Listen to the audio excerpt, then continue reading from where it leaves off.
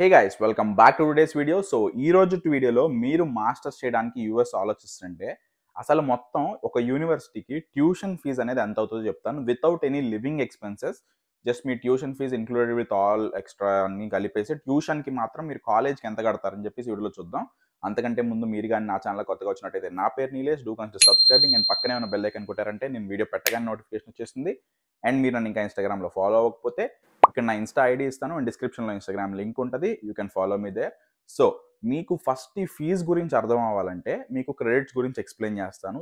అంటే I will try to explain it very simple basic వేలో explain చేస్తాను. ఎందుకంటే కాంప్లికేటెడ్గా చెప్తే నాకే అర్థం చేసుకోవడానికి చాలా టైం పట్టింది స్టార్టింగ్లో. సో కాంప్లికేటెడ్గా కాకుండా బేసిక్గా చెప్తా. మీరు ఎంఎస్కి వచ్చి గ్రాడ్యుయేట్ అవ్వాలి, కంప్లీట్ చేయాలి అంటే మాస్టర్స్ ఇన్ కంప్యూటర్ సైన్స్ మా కాలేజ్లో యూఎన్టీలో 33 క్రెడిట్స్ కంప్లీట్ చేయాలి. బట్ అది డిఫర్ అవుతూ ఉంటుంది అనమాట. సో కంప్యూటర్ సైన్స్ అయితే 33, లేదా బిజినెస్ అడ్మినిస్ట్రేషన్ అయితే 30, లేదా ఇంకొకటి అయితే ఇంకొకటి అట్లా ఉంటుంది. సో నాకు గ్రాడ్యుయేట్ అవ్వడానికి కావాల్సిన క్రెడిట్స్ 33 క్రెడిట్స్. 33 క్రెడిట్స్ని మనం సంపాదించాలి, అంటే చదువుకొని తెచ్చుకోవాలి. ఒక్కొక్క కోర్స్కి 3 క్రెడిట్స్ వస్తాయి. సో ఈ విధంగా 33 క్రెడిట్స్ రావాలంటే మనకి 11 కోర్సెస్ చేయాలి. 11 కోర్సెస్ కంప్లీట్ చేస్తే 33 క్రెడిట్స్ అనేవి వస్తాయి అనమాట. సో ఇప్పుడు ఈ 11 కోర్సెస్ని మనం ఎట్లా అయినా చేసుకోవచ్చు, అంటే ఐ మీన్ సమ్మర్లో చేసుకోవచ్చు, ఎలా అయినా చేసుకోవచ్చు. But as per F1 rules మీరు ఖచ్చితంగా ఒకవేళ మీరు సబ్జెక్ట్స్ మిగిలి ఉంటే కనుక ఖచ్చితంగా మీరు సెమిస్టర్కి 3 కోర్సెస్ 9 క్రెడిట్స్ అయితే ఖచ్చితంగా ఎన్రోల్ అవ్వాలి. So starting first, second, third సెమిస్టర్స్లో మీరు ఖచ్చితంగా ఫుల్గా మూడు కోర్సులు చేయాల్సి వస్తుంది అనమాట. సో ఇక్కడ బేసిక్గా జనరల్గా మీకు ఎటువంటి ఇన్స్టెంట్ ట్యూషన్ ఫీజు లేదు, మీకు ఎటువంటి స్కాలర్షిప్స్ ఏమీ లేవంటే ఎంత అవుతుందో ఫస్ట్ మాట్లాడుకుందాం. So first semester 3 courses 9 credits చేస్తే $11,000 అవుతుంది, ఇంక్లూడింగ్ ఆల్ ట్రాన్స్పోర్టేషన్ కానివ్వండి, హెల్త్ ఇన్సూరెన్స్ అవి ఇవి అన్నీ కలిపి ట్యూషన్ ఫీజు కూడా కలిపి $11,000 వరకు అవుతుంది. అండ్ సెకండ్ సెమిస్టర్ సేమ్ మళ్ళీ అంతే, 3 కోర్సెస్ 9 క్రెడిట్స్ చేస్తే సేమ్ ఇంకో 11,000 అవుతుంది, అది కూడా పక్కన పెడదాం. అండ్ సేమ్ మళ్ళీ థర్డ్ సెమిస్టర్ ఇంకో 3 కోర్సెస్ చేస్తే మళ్ళీ $11,000, అది కూడా పక్కన పెడితే టోటల్గా మీకు 9 కోర్సెస్ కంప్లీట్ చేసి $33,000 అవుతుంది అనమాట. మిగిలిన 2 కోర్సెస్కి లాస్ట్ సెమిస్టర్ 2 కోర్సెస్ తీసుకుంటే హెల్త్ ఇన్సూరెన్స్ అవి ఇవి కలిపి అరౌండ్ $7,000 వరకు అవుతుంది అప్రాక్సిమేట్గా. సో ఈ $7,000 కూడా దానికి కలిపితే మొత్తం 33 ప్లస్ ఈ 7,000 మొత్తం $40,000 అవుతుంది. మాస్టర్స్ మొత్తం ఎటువంటి స్కాలర్షిప్లు, ఆన్ క్యాంపస్ జాబ్ బెనిఫిట్స్ ఇవి ఏం లేకుండా కంప్లీట్ చేయాలి అనుకుంటే $40,000, దట్ ఈస్ లైక్ 35 lakhs అట్లా అవుతుంది అనమాట. మన ఇండియన్ అప్రాక్సిమేట్గా చెప్తున్నాను.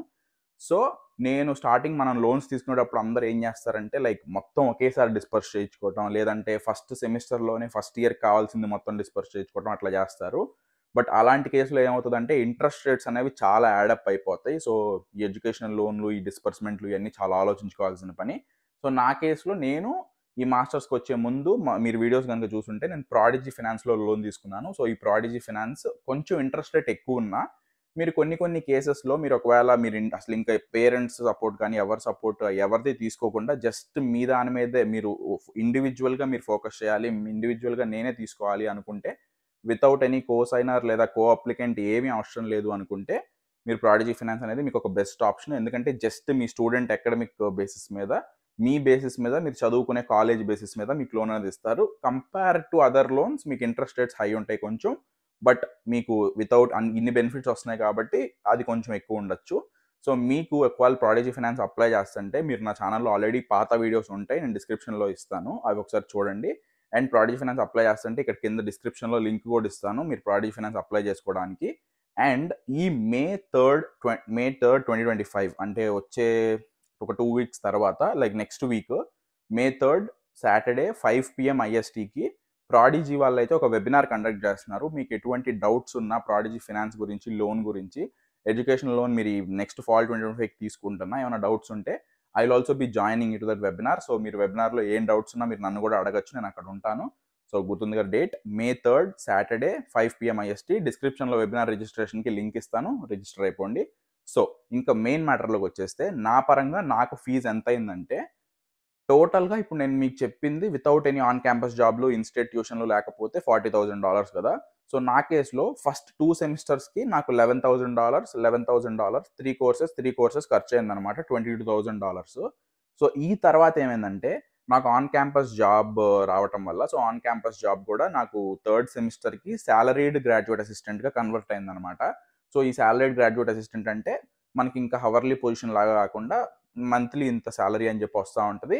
అండ్ మీకు దీనివల్ల బెనిఫిట్ ఏంటంటే ఇన్‌స్టేట్ ట్యూషన్ ఫీ వస్తది. అంటే దగ్గరగా 40% అనేది తగ్గిపోయిద్ది. ప్లస్ మీరు సాలరీడ్ గ్రాడ్యుయేట్ అసిస్టెంట్ అయితే మీకు అడిషనల్‌గా ట్యూషన్ బెనిఫిట్ ప్రోగ్రామ్ అని ఒకటుంటది. టీబీపీ అని. సో మా యూనివర్సిటీలో అరౌండ్ $1,500 to $1,600 సెమిస్టర్‌కి రియంబర్స్ చేస్తారు. ఒకవేళ మీరు సాలరీడ్ అయితే గనక. సో ఇవన్నీ మైనస్ చేసుకొని నాకు థర్డ్ సెమిస్టర్‌కి 3 కోర్సులకి నేను చేసింది 3 కోర్సులకి మామూలుగా యూజువల్‌గా అయితే $11,000 అవ్వాలి. బట్ ఇవన్నీ కలుపుకోవడం వల్ల ఆ $11,000 ఏమైందంటే $5,000కి వచ్చిందనమాట.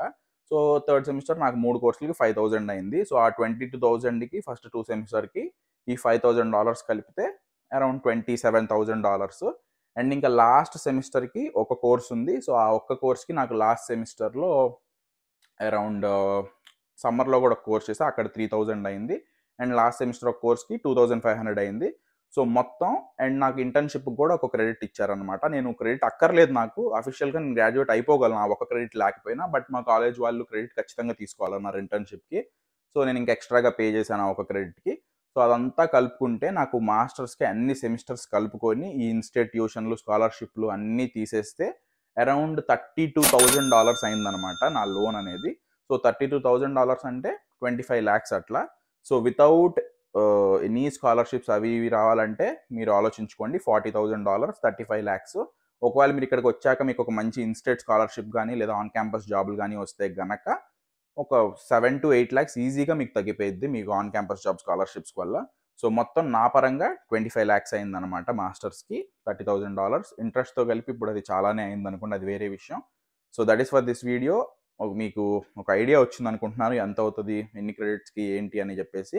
సో వీడియో గనుక నచ్చినట్లయితే ఒక లైక్ చేయండి. మీ ఫ్రెండ్స్‌కి ఈ వీడియోని షేర్ చేయండి. ఛానల్ గనుక కొత్తగా వచ్చినట్లయితే సబ్స్క్రైబ్ చేసుకోండి. Thanks for watching. By by.